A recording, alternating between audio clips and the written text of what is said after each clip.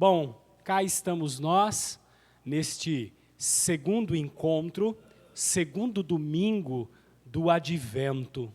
Domingo passado demos início às reflexões acerca deste período que antecedem a celebração de Natal e por isso, então, aqui na nossa igreja, sempre teremos este cuidado de, esses 4 domingos, refletirmos acerca do Advento.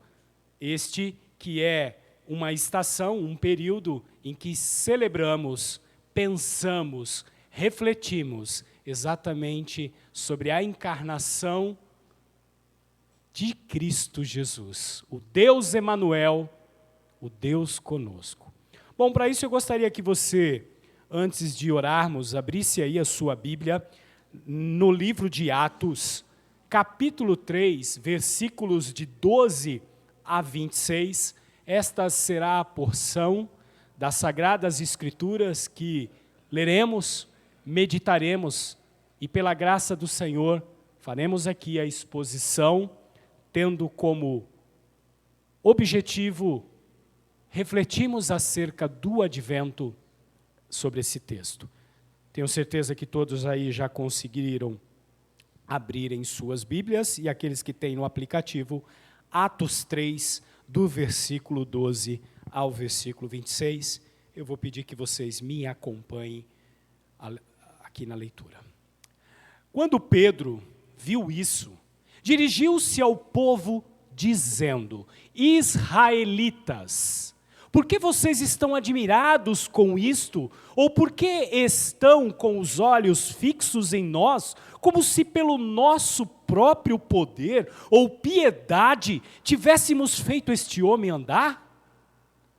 O Deus de Abraão, o Deus de Isaque e o Deus de Jacó, o Deus de nossos pais, glorificou o seu servo Jesus, a quem vocês traíram e negaram diante de Pilatos, quando este já havia decidido soltá-lo. Vocês negaram o santo e o justo, e pediram que fosse solto um assassino. Vocês mataram o autor da vida, a quem Deus ressuscitou dentre os mortos, do que nós somos testemunhas. Pela fé, no nome de Jesus, é que este mesmo nome fortaleceu este homem, que vocês estão vendo e bem conhecem. Sim, a fé que vem por meio de Jesus deu a este homem saúde perfeita na presença de todos vocês. E agora, irmãos, eu sei que vocês fizeram isso por ignorância, como também as suas autoridades o fizeram. Mas Deus, assim, cumpriu o que tinha anunciado anteriormente pela boca de todos os profetas, que o seu Cristo havia de padecer. Portanto, arrependam-se e se convertam, para que sejam cancelados os seus pecados, a fim de que, da presença do Senhor, venham tempos de refrigério, e que Ele envie a Cristo, que já foi designado para vocês, a saber, Jesus, ao qual é necessário que o céu receba até os tempos da restauração de todas as coisas que Deus falou por boca dos seus santos profetas desde a antiguidade. Porque Moisés disse: o Senhor Deus fará com que do meio dos irmãos de vocês se levante um profeta semelhante a mim. A esses vocês ouvirão e tudo o que ele lhes disser. Quem não der ouvidos a este profeta será exterminado do meio do povo. E todos os profetas, a começar com Samuel, assim como todos os que falaram depois dele, também anunciaram estes dias. Vocês são os filhos dos profetas e da aliança que Deus estabeleceu com os pais de vocês, dizendo a Abraão: na sua descendência serão abençoadas todas as nações da terra. Tendo Deus ressuscitado o seu servo, enviou-o primeiramente a vocês, para abençoá-los no sentido de que cada um abandone as suas maldades. Santo, justo, nosso Cristo Jesus, peço-te neste momento misericórdia, para que possa aqui expor a sua palavra e que nesta exposição o teu nome seja glorificado, exaltado e que sirva como base para tudo aquilo que fomos refletir nesta manhã. Nos ajuda, Senhor, a compreendermos os mistérios da tua palavra, para que assim fortaleçamos os nossos pés diante deste mundo que jaz na maldade, jaz no pecado. Tende misericórdia de nós nesta manhã. Que o Senhor possa, assim, pela sua graça e misericórdia, falar aos nossos corações, enquanto meditamos, refletimos e ouvimos a tua palavra.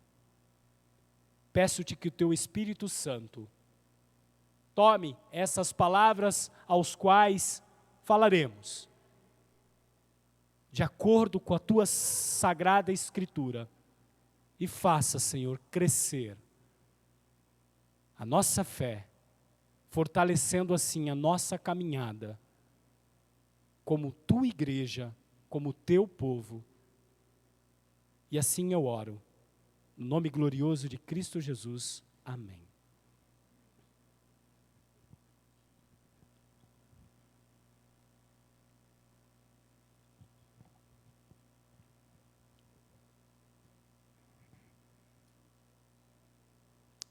Refletindo sobre o que é considerado como um sermão claro e poderoso, os mais diversos comentaristas bíblicos observam que o reino de Cristo não teve início a partir da fama e fortuna terrena, como muitos esperavam entre os judeus, e sim de uma morte desonrosa de Jesus.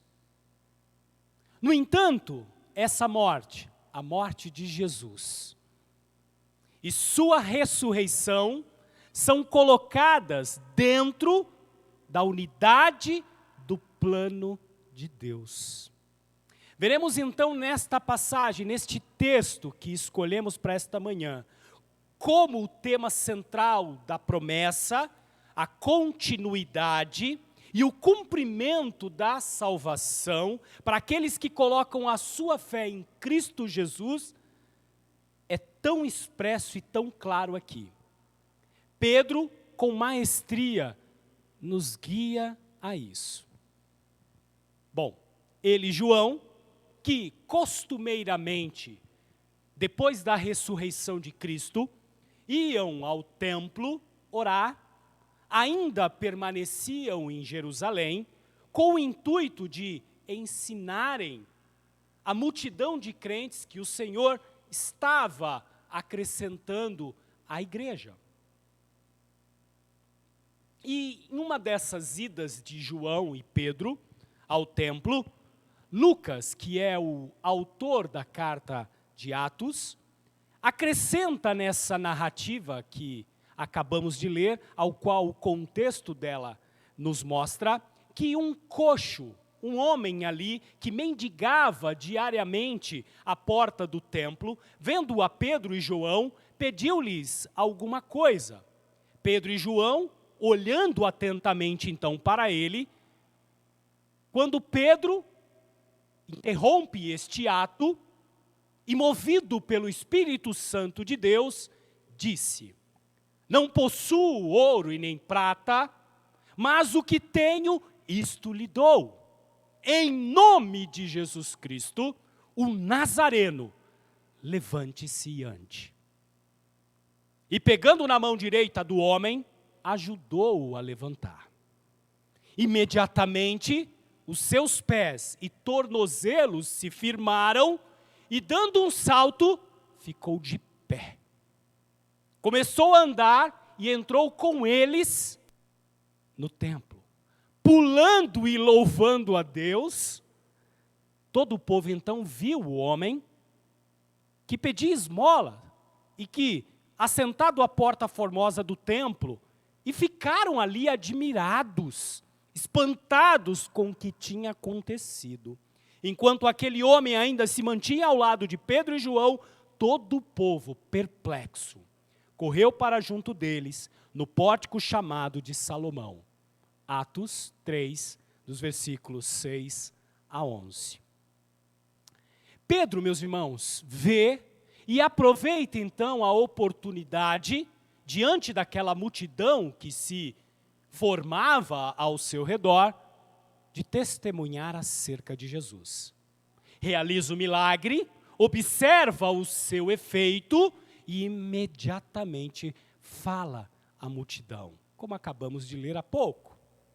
Bom, estamos na estação do advento e, semelhante à iniciativa de Pedro, que possamos encontrar oportunidades em nossas famílias, aos nossos amigos, colegas de trabalho, faculdade, no nosso entorno, aqui onde estamos como igreja, para anunciarmos o verdadeiro sentido desta época. Apontarmos, como Marco fez aqui na introdução deste culto, o real sentido do Natal. É para isso que o advento serve, para refletirmos sobre o real sentido desta época. Lembremos, meus irmãos, que o advento é essa oportunidade que trabalha muito a minha, a sua, a nossa reflexão acerca da esperança e antecipação. Como colocamos ali nas nossas mídias sociais, quando apresentamos a pregação desta semana e da semana passada, e o faremos na próxima semana. Isso tudo nos faz pensar e aprender muito mais sobre a encarnação do Messias. O que isso significa na nossa vida como igreja, como cristãos. Bom, é um tempo de aprendermos sobre as implicações destas coisas para a minha vida atual, para a sua vida atual, para a nossa vida atual, do fato de que temos um Deus, e aqui eu quero que você preste atenção, que na encarnação, ao se fazer homem, se humilhando e se fazendo a figura da sua própria criação, assume o nosso lugar e providencia, meus irmãos, os meios para a nossa salvação.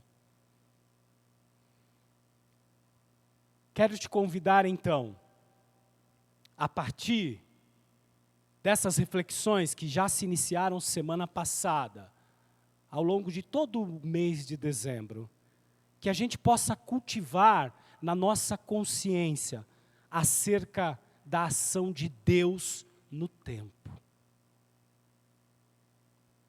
Lembrando que no passado e no presente, somos convidados a nos alegrar e glorificar o seu nome por aquilo que Ele fez, realizou. Mas Ele também nos convida a olhar para um futuro próximo, mas um futuro ainda que não temos a data exata, e assim cultivarmos uma ardente expectativa, nos lembrando que Ele é fiel. Bom, nesse texto que lemos, a escolha dessa perícope, dessa quantidade de versículos que acabamos de ler em Atos, observaremos como o tempo, passado, presente e futuro, estão tão conectados e apresentam um propósito maior. Que propósito esse? O plano redentor de Deus. Sim, meus irmãos, meditarmos e refletirmos sobre o advento, destaca para mim, para você, para a nossa igreja, para a cristandade, a história mais ampla do plano redentor de Deus. Advento, que significa chegada, surgimento, é esse tempo de preparação. E quando a gente trata ele, a gente sempre precisa lembrar sobre as duas variáveis que implica este tempo, esta temporada, esta estação. A primeira é essa preparação para a comemoração da primeira vinda do nosso Senhor Jesus Cristo. A sua obra, os efeitos desta obra na vida dos seus eleitos, na vida da igreja. Quanto também um encorajamento e despertarmos para esse desejo da segunda vinda de Cristo. Não podemos perder isso do nosso alvo. É verdade, a gente não escuta muito falar nos tempos de hoje acerca. Vivemos um tempo cercado de coisas que mais indicam o hoje, o agora, do que essa expectativa. Mas o advento também nos faz pensar, e fica aqui o nosso encorajamento como igreja para cada um de vocês. Essa expectativa, como Ele mesmo prometeu, são palavras de Cristo Jesus. Não esse simples desejo, mas uma ardente expectativa, onde Cristo em glória irá restaurar toda a criação. Então, meus irmãos, hoje trataremos acerca deste momento. E vamos expor esses elementos da encarnação do Messias. E mostrarmos ali o quanto o texto de Atos 3 nos trata e nos fala acerca do cumprimento das promessas feitas no passado. O seu efeito em nossas vidas e como devemos olhar para esse futuro. E esse sermão cumpre esse papel. Vejamos aqui agora, já que fizemos uma abertura maior acerca desse texto, vamos detalhar um pouquinho melhor, trazendo uma espécie de lupa ao texto. E para isso, eu convido você que me acompanhe dos versículos 11 e 12 a leitura, aonde faremos a exposição destes versículos. Versículo 11. Enquanto aquele homem ainda se mantinha ao lado de Pedro e João, todo o povo perplexo correu para junto deles, no pórtico chamado de Salomão. Versículo 11. Um pouquinho anterior da leitura que fizemos. Aí o versículo 12 então diz: quando Pedro viu isso, dirigiu-se ao povo dizendo, e aqui um negrito nosso, israelitas. Algumas versões vão colocar, homens de Israel. Por que vocês estão admirados com isto? Ou por que estão com os olhos fixos em nós, como se pelo nosso próprio poder ou piedade tivéssemos feito este homem andar? Bom, Pedro então diante desse auditório, Pedro diante dos seus ouvintes, estava aqui, esses homens ali estavam curiosos, atônitos para saberem e terem ali uma explicação do que havia sucedido com aquele homem e que poder era esse que se manifestava. Pedro então inicia a sua fala chamando a atenção deles por um tratamento familiar. Tratamento esse que ele já usa lá em Atos 2. Se você voltar um pouco a sua Bíblia em Atos 2, quando Pedro faz aquela pregação no dia de Pentecostes, ele também traz isso. E o que Pedro quer dizer com esse tratamento? Ele quer lembrar os seus ouvintes que estavam no templo, que eles eram uma audiência familiar às profecias do Antigo Testamento. E que eles não podiam ignorar os milagres que, há pouco, tempos atrás, próximos, Jesus havia realizado. Então ele se dirige a eles como povo de Deus. E diz-lhe para que eles não se surpreendem, ou surpreendam, com o milagre que eles estavam vendo. E implicitamente o que ele faz aqui? Lembra-lhes das obras de Jesus, cujo poder ainda continuava a existir em seus seguidores imediatos. Versículo 13 até o 15 diz assim: o Deus de Abraão, o Deus de Isaque e o Deus de Jacó. Percebam como Pedro inicia esse versículo 13. O Deus dos nossos pais glorificou o seu, grifa aí a palavra, servo Jesus, a quem vocês traíram e negaram diante de Pilatos, quando este já havia decidido soltá-lo. Vocês negaram, mais uma vez, o santo e o justo. Grafem, santo e justo. E pediram que fosse solto um assassino. Vocês mataram o autor da vida, a quem Deus ressuscitou dentre os mortos, do que nós somos testemunhas. Pedro, então, meus irmãos, nesses versículos que lemos, apela para os motivos religiosos e vai começando a construir os seus argumentos, lembrando a cada um dos seus irmãos israelitas os motivos da sua fala, indicando que Deus é o Deus dos patriarcas. Não à toa que ele faz menção de Abraão, de Isaque e de Jacó. Que Deus é o Deus dos pais de Israel. E aqui ele vai trazendo toda essa genealogia. E que Jesus figura na linha dos patriarcas e dos pais espirituais do povo judeu. Deus que glorificou a Jesus, a quem Pedro chama de servo.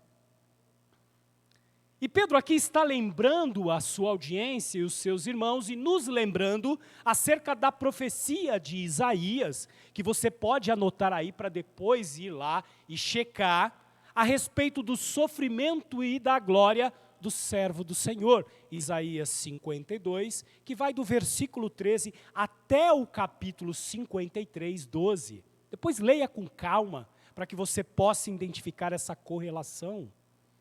Eles precisavam saber, meus irmãos, que Jesus cumpriu essa profecia messiânica. Jesus é o servo sofredor, mas Deus o glorificou, isto é, ele foi levantado e elevado sobremaneira exaltado. Eles negaram o santo e o justo. Mais uma vez aqui Pedro os faz lembrar exatamente que o Messias é chamado santo. Salmos 16, 10. Diz assim: pois não deixará a minha alma na morte, nem permitirás que o teu santo veja corrupção.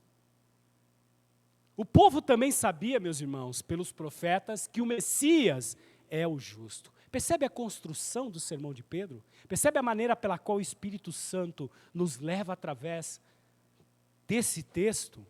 Isaías 53, 11, como já mencionamos, diz assim: ele verá o fruto do trabalho de sua alma e ficará satisfeito. O meu servo, o justo, com o seu conhecimento justificará a muitos. Percebam aqui no texto de Isaías que ele não diz a todos. Mas isso é conversa para uma outra exposição. Porque as iniquidades deles levará sobre si. Pedro, então, no versículo 15, meus irmãos, lembra o seu público de que eles também negaram e mataram Jesus. E essa denúncia, esse apontar, é feito diretamente à consciência do seu auditório. Por mais que ele use aqui de palavras de simpatia com a sua audiência, e este era o papel mesmo que ele deveria fazer, ele não ameniza aqui. E ele faz um contraste que, se você passar rápido por esse versículo, você não vai perceber. Ele diz o seguinte: morte, e na sequência ele diz, autor da vida. príncipe da vida. Bom, como o homem mortal, finito, seria capaz de matar o autor da vida? E não conseguiram, porque Cristo, ao terceiro dia, foi levantado do túmulo. Deus o ressuscitou. Seguimos então na exposição dos versículos 16 até 21, em que o texto bíblico nos diz assim: pela fé no nome de Jesus é que este mesmo nome fortaleceu a este homem, que vocês estão vendo e bem conhecem. Sim, a fé que vem por meio de Jesus deu a este homem saúde perfeita na presença de todos vocês. E agora, irmãos, eu sei que vocês fizeram isto por ignorância, como também as suas autoridades o fizeram. Mas Deus assim cumpriu o que tinha anunciado anteriormente, pela boca de todos os profetas, que o seu Cristo havia de padecer. 19. Portanto, arrependam-se e se convertam para que sejam cancelados os seus pecados, a fim de que, da presença do Senhor, grafem aí, venham tempos de refrigério. E que Ele envie o Cristo, que já foi designado para vocês, a saber, Jesus, ao qual é necessário que o céu receba até os tempos da restauração de todas as coisas. Uma outra importante frase ou expressão nesse versículo, de que Deus falou por boca dos seus santos profetas desde a antiguidade. Pedro, então, movido pelo Espírito Santo, desvendou ali o quê? O miserável estado dos seus ouvintes. E agora enxergavam a culpa diante de Deus. Apesar de poderem alegar desculpas, reivindicarem circunstâncias atenuantes, continuam culpados da morte de Jesus Cristo, o autor da vida. Interessante como Pedro demonstra aqui o seu lado pastoral. Com muito cuidado e se preocupando com eles. E agora, irmãos, eu sei que vocês fizeram isso por ignorância, como também as suas autoridades o fizeram. Bom, ele aqui o faz e apresenta essas coisas para mostrar exatamente a soberania de Deus. Entretanto, ainda que amenizando o sentido de culpa, ele não faz vista grossas, meus irmãos, extraindo essa culpa deles. Pelo contrário, ele os confronta. Interessante, né, como na nossa época, na nossa geração, falar de culpa é uma coisa tão engraçada, né? Os humanistas e as ciências humanas dizem exatamente que você não tem que assumir a culpa, que na verdade você precisa se conhecer e que há motivação para isso, e que você precisa olhar para isso e trabalhar de uma maneira tranquila, sem lidar com essas culpas, afinal de contas a vida é si mesmo. Perceba então que a Bíblia nos leva para um sentido contrário. Ela nos leva exatamente para o fato de que temos que enfrentar essa culpa, confrontando-a. E a colocação de Pedro aqui, nessa parte dos versículos que lemos, ela poderia ser interpretada nos dias de hoje com a seguinte pergunta: o que devemos então fazer em relação ao nosso pecado, a nossa culpa?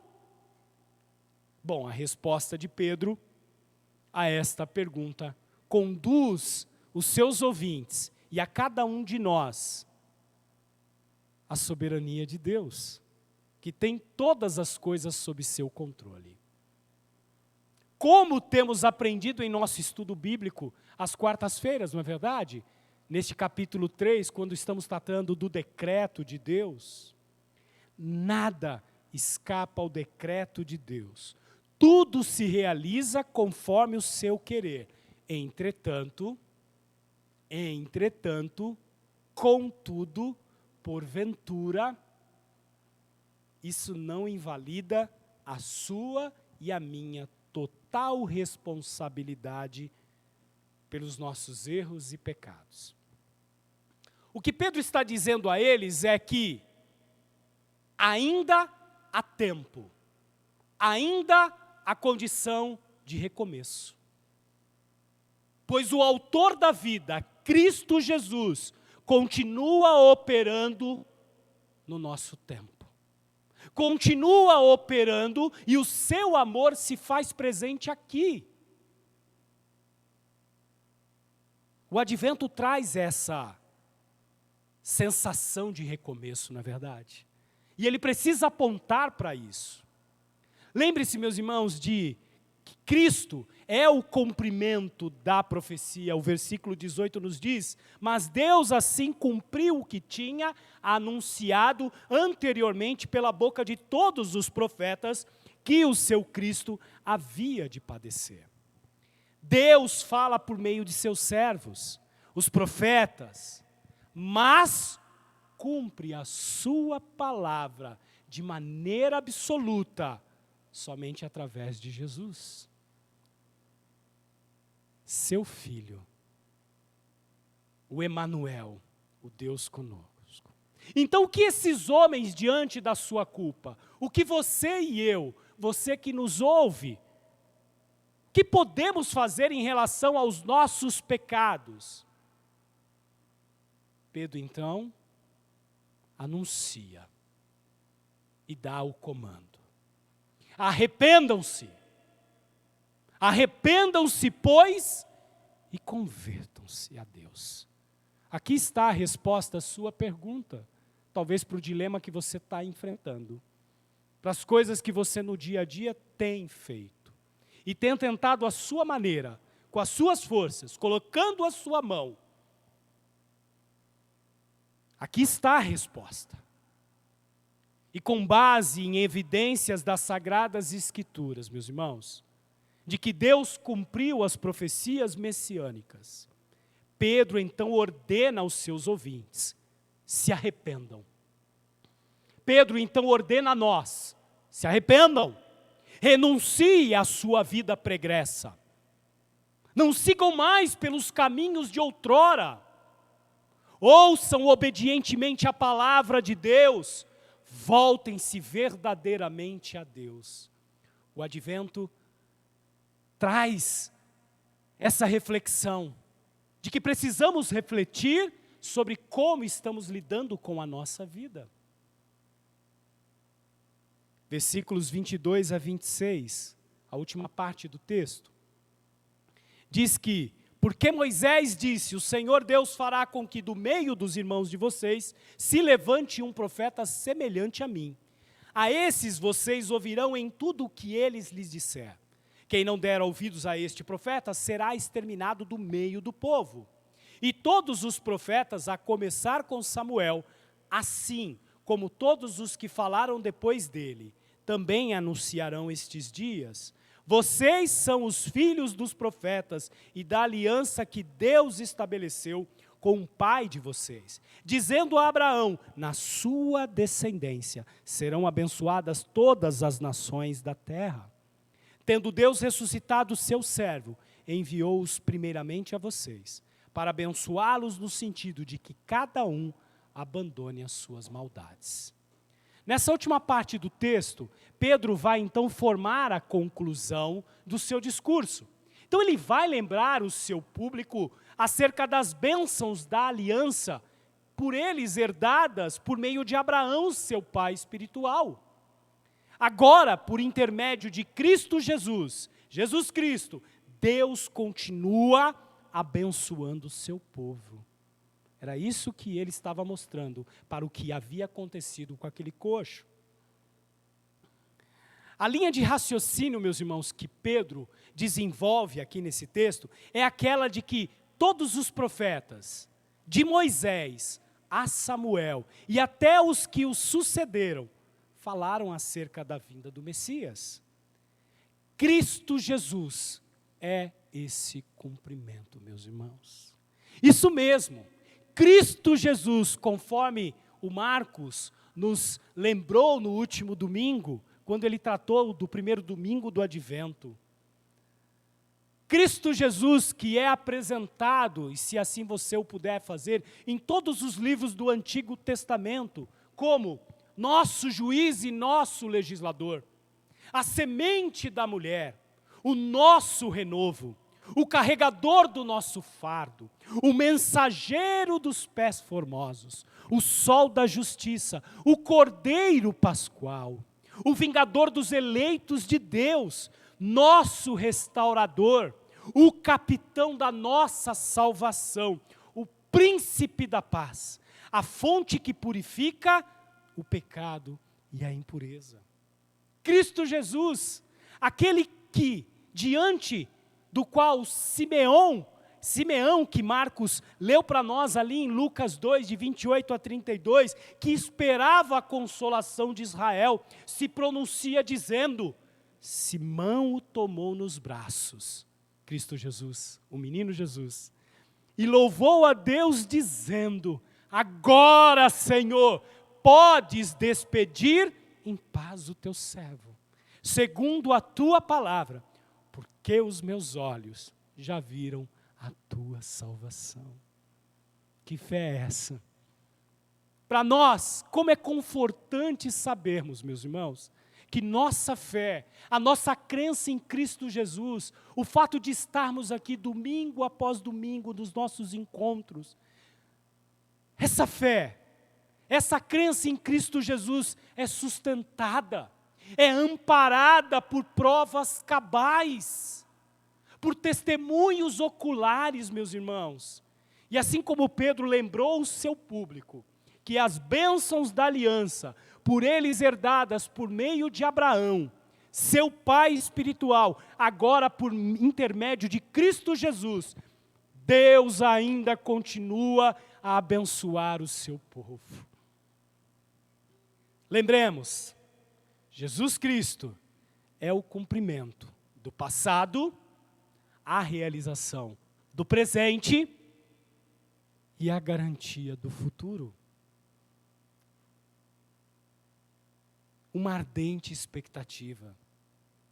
Os versículos 20 e 21, do que nós lemos aqui em Atos 3, vai trazer esses elementos apontando para tempos de refrigério e o tempo de restauração. Presente e futuro na vida dos discípulos estão tão conectados, e você percebe como Pedro aqui lida com passado, presente e futuro, e essa expectativa.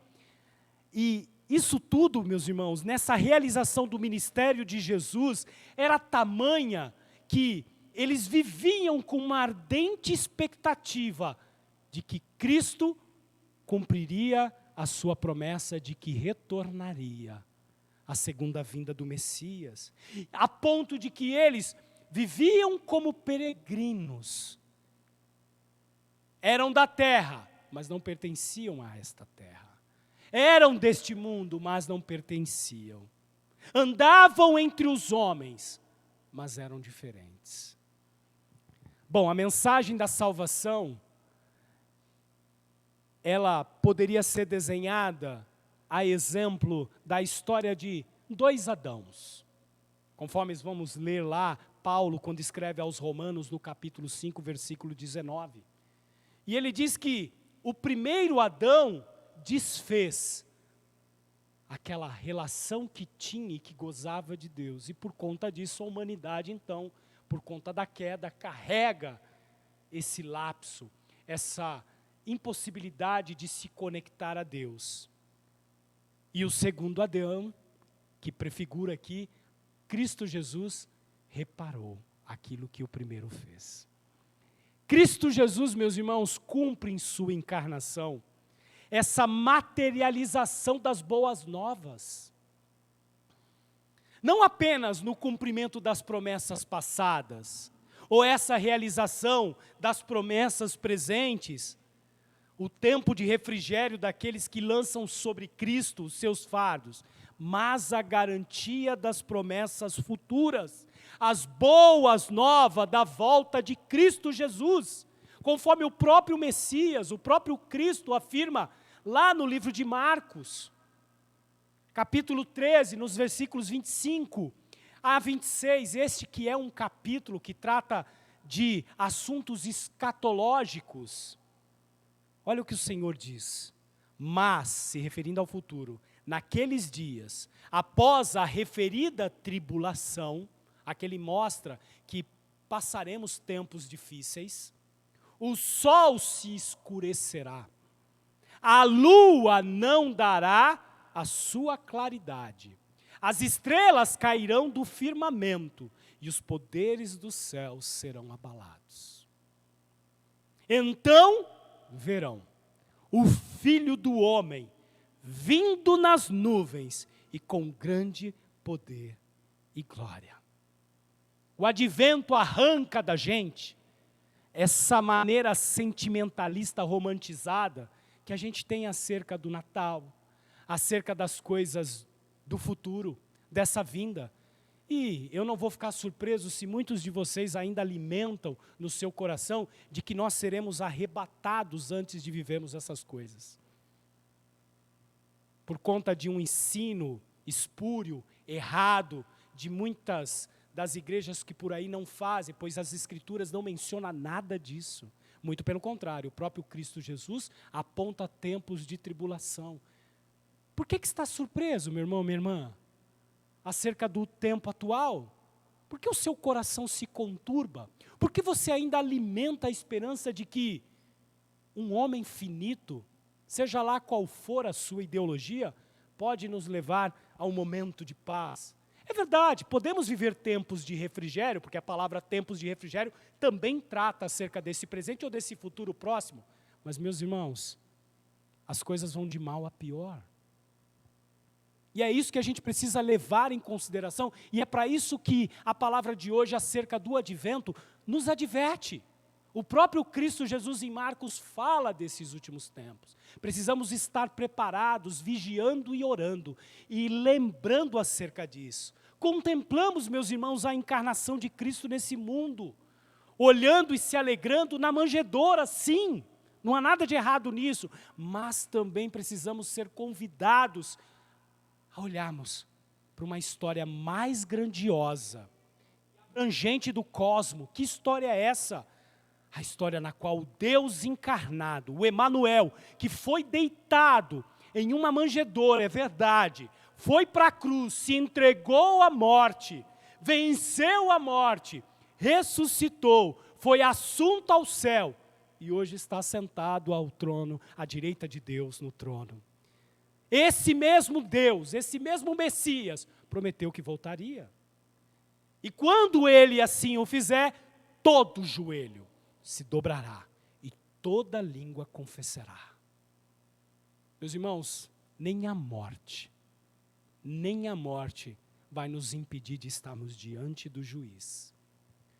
Precisamos considerar essas circunstâncias. Marcos 13, Mateus 24, Lucas 21, que são os textos paralelos, sinóticos de Marcos 13, vai revelar Jesus ali como se dará essas coisas. Vamos passar por tempos difíceis. Mas ali no versículo 33 de Marcos 13, ele diz: olhai, vigiai e orai, porque não sabeis quando chegará o tempo. Talvez você estivesse esperando um ameno e um final feliz. Não é um ameno e agradável final, do estilo todos viveram felizes para sempre. É assustador, mas é lindo. É aterrorizante, mas é espetacular. Um final, meus irmãos, que se expande muito além dos limites da nossa compreensão. E não nos enganemos cultivando essa falsa ideia de que o mundo vai melhorar por os esforços humanos, por alguém sentado à ONU, por algum país destes que vão emergir, por um líder espiritual que chama sobre si a paz, por algum movimento que aconteça em nossa política. Eu não quero ser pessimista, mas o espírito do anticristo já está atuando. É a palavra de Deus que nos diz isso. E mesmo que Deus nos conceda alguns momentos de alívio, Esses momentos são transitórios, meus irmãos, pois o fim está posto. Ele virá novamente em glória para julgar vivos e mortos, e seu reino não terá fim. A visão de Cristo como juiz, nosso juiz, é terrível. Mas para nós, os eleitos, não pode ser terrível. E aqui vem as boas novas, que esse mesmo Cristo juiz garantiu a cada um de nós na cruz. Ele é o seu e o meu Salvador. Ele é o seu e o meu advogado diante do Deus, que cobrará das suas criaturas. No dia do juízo, quando o Pai estender a mão, se assim o fizer, tentando criar aqui uma situação para que você entenda, e quando a espada da justiça for ao nosso encontro, ele se colocará à frente e dirá: Pai, este me pertence. Este está lavado pelo meu sangue. Então, por mais cruel, por mais aterrorizante, é espetacular e feliz para aqueles que são chamados de seus. Esse é o grande benefício, meus irmãos, que temos por meio da fé, uma vez que ela nos dá a coragem e a certeza da salvação. Meus irmãos, a encarnação é esse supremo exemplo da profecia cumprida. O supremo exemplo da fidelidade de Deus para com o seu povo, para com a sua igreja.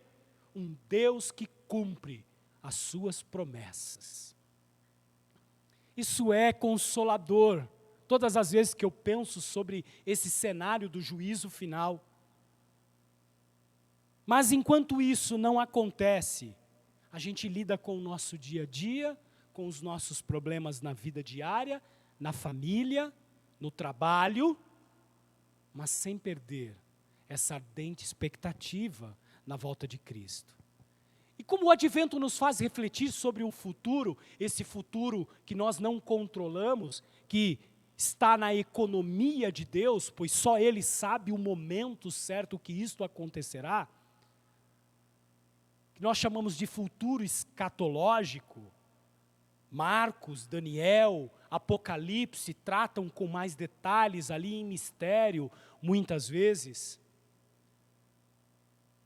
A gente precisa também contemplar que essas promessas futuras dizem respeito a você e a mim nas coisas ordinárias e cotidianas do nosso dia.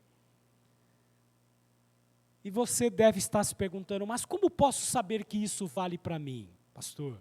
Márcio, como é que eu sei que isso vale? A resposta é a encarnação. Ela é a certeza de que as promessas acerca da nossa vida diária, os tempos de refrigério, apesar de apontarem lá para o dia do juízo, lá para o dia que o nosso Senhor virá, eles também apontam para essa vida, que por mais perseguida, que por mais problemas que enfrentemos, por mais a situação se torne caótica aí fora, Deus nos deu a prova final de que todas as suas promessas são seguras. Ele cumprirá fielmente cada uma delas que está aqui, na palavra dele.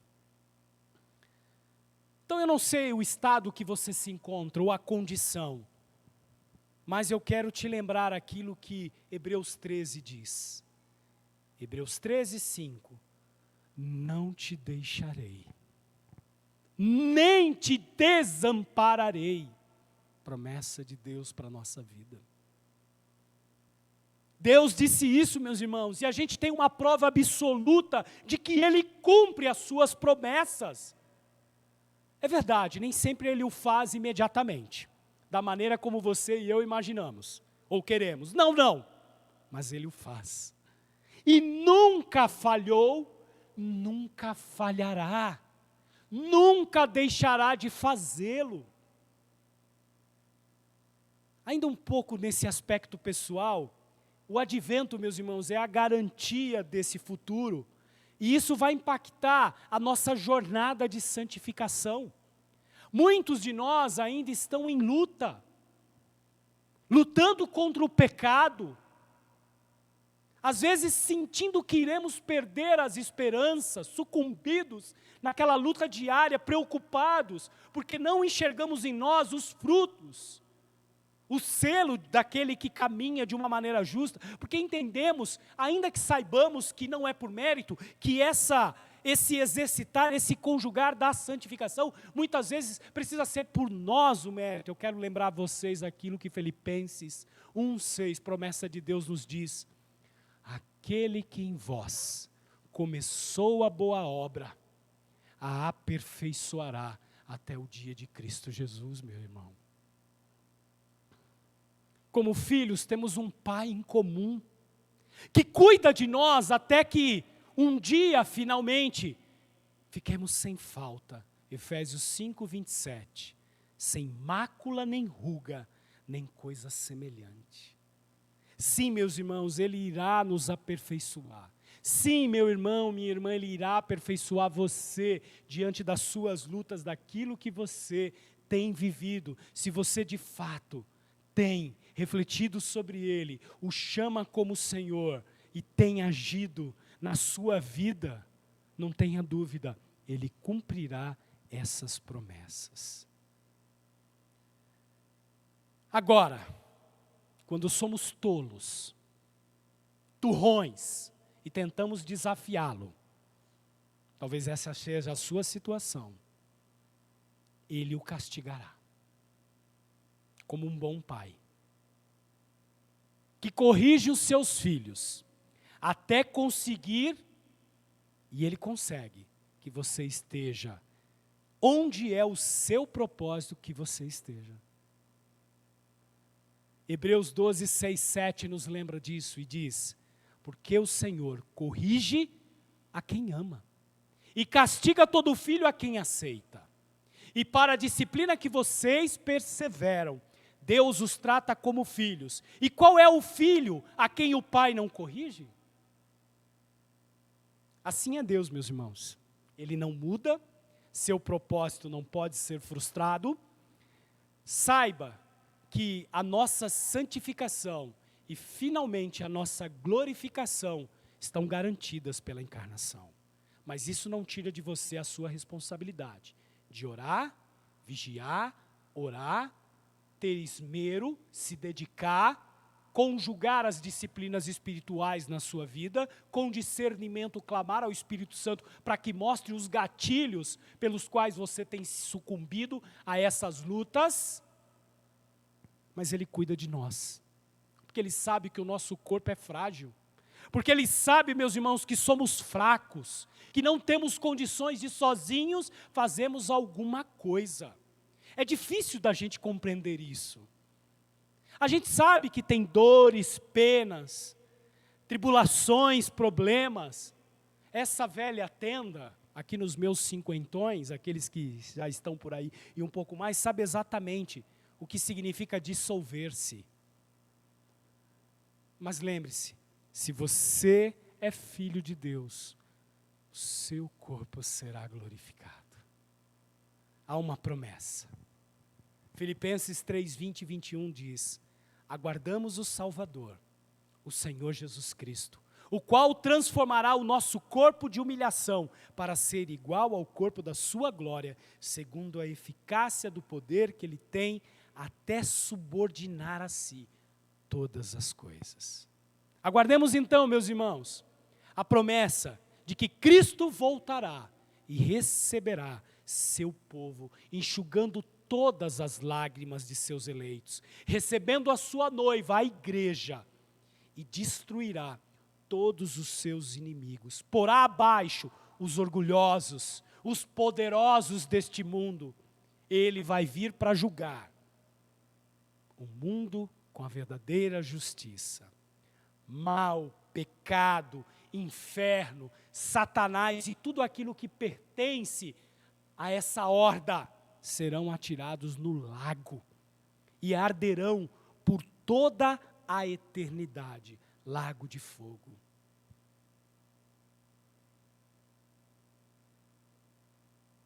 há muitos por aí escarnecendo e achando que isso é brincadeira.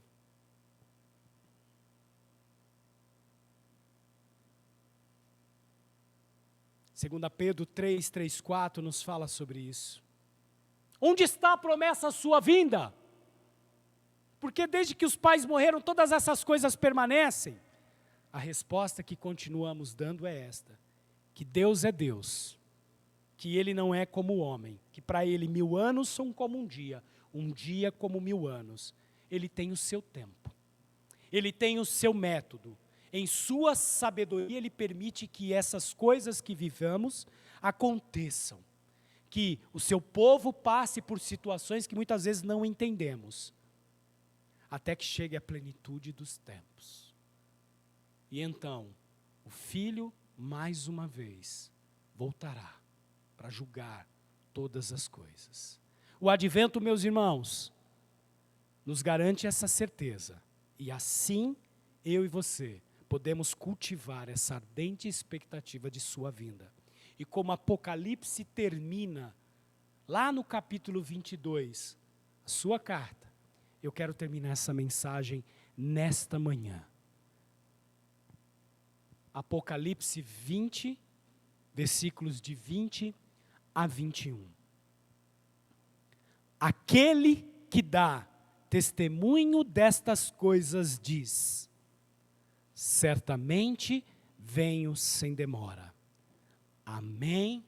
Vem, Senhor Jesus. Maranata. Vem, Senhor Jesus. Que a graça do Senhor Jesus estejam com todos. Vamos ter uma canção para que depois tenhamos o nosso tempo diante da mesa do Senhor na ceia.